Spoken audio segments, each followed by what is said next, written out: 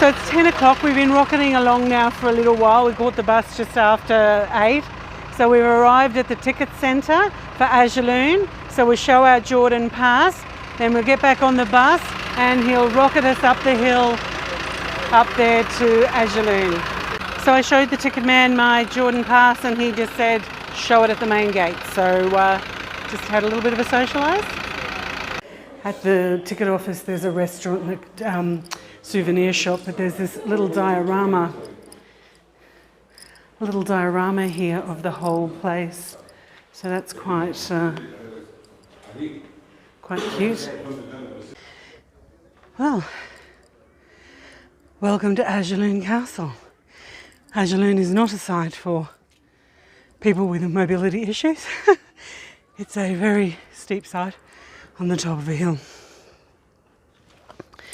So it was Saladin, the founder of the Ubaid, A-Y-Y-U-B-I-D dynasty, 1171 to 1250, that drove the Crusaders out of this area after the Crusaders came in earlier in 1099. And this castle is also linked to Shobak and Karak Castle. When Memlek, who's the Egyptians, came here in 1250, they ruled in this castle and defended it against the Mongols in 1258. So, very important castle. Let's go and have a look. So the bus brought us up the hill and is giving us 1 hour to explore this beautiful castle. Look at the bedrock on this. Through the Crusader attacks, this castle was never taken by the Crusaders. So Ubaid Islamic architecture withstood all the Crusaders' attacks. So this site actually has two forms of defence. It has the moat and it has a barbican. A barbican just means an extension to the side, and the portcullis gate, which is the gate that comes up and down. So huge defences on this property. So walking into this site, you're actually walking on the exact rocks that the Ubaids were walking on.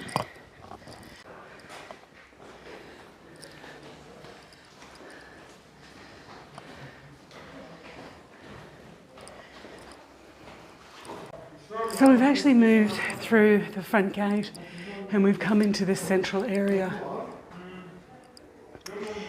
And I think this is the section that has the influence of the Indian architecture.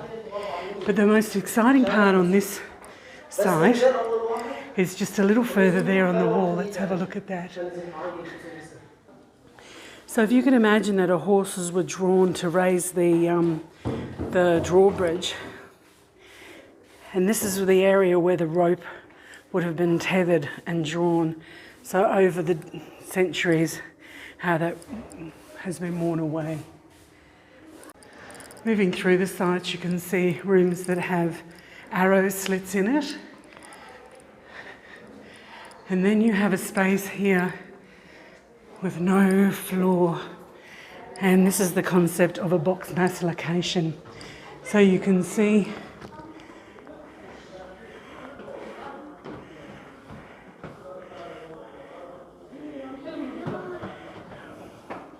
get the light right. You can see people coming up the front entrance, and this is the area where I drop my hot burning oil onto them.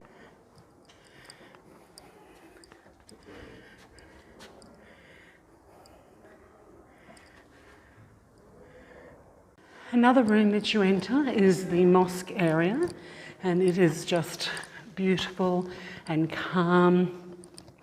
Massive vaulted ceilings there, but once again with arrow slits for protection.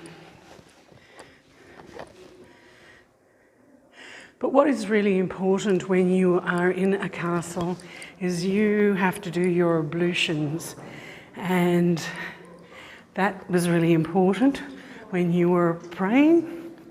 And so what you would do is you would clean yourself in this area just here.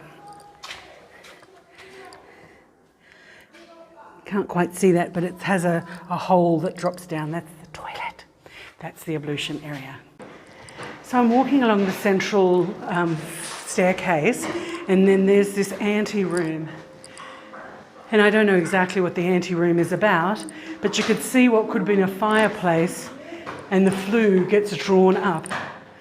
And because the mosque is over this side, what we can see is a little secret passage. So whoever used to be in this room was clearly very important that he got a secret passage over to the mosque. We're doing some restoration here in the kitchen area, but the view over the Ajloun Forest is just spectacular.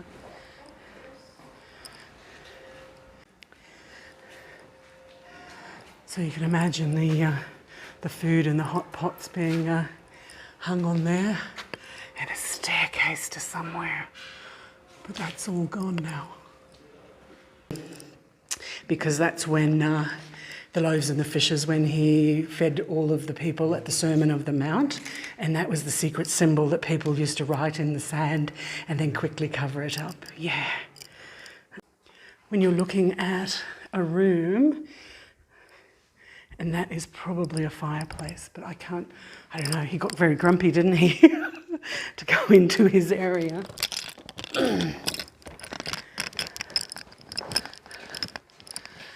Could have been a fireplace. Yeah, it looks to be a fireplace because the vent and the flue is just there. Yeah, so this one would have been a really important person to have a fireplace that big.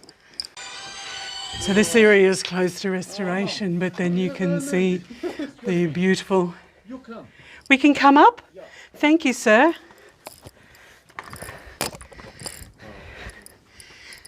You can see that huge lintel over that window. How hard that must have been to get up.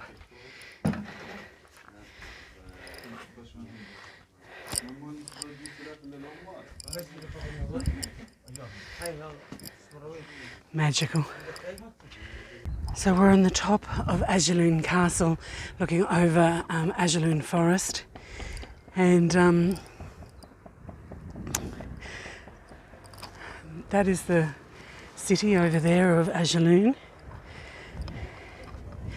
And somewhere over there in the haze is Tibris, and near Tibris is Castle, and they would have lit fires to signal to each other messages. So over in that direction is Jerusalem.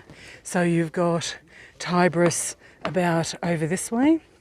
And Tibris is really important because that's, we call it Galilee. So that is where Jesus was said to have walked on water. So that is over in that direction, and Jerusalem is over in this direction over here. The size of that outer wall, that is just massive. That is just massive. And this is a small museum here at Ajloun Castle, but it's well worth a visit. So just one last look as we're walking out of the main area of Ajloun Castle. There are these, they look like sinks or basins, and this one looks interesting because it has a drainage hole.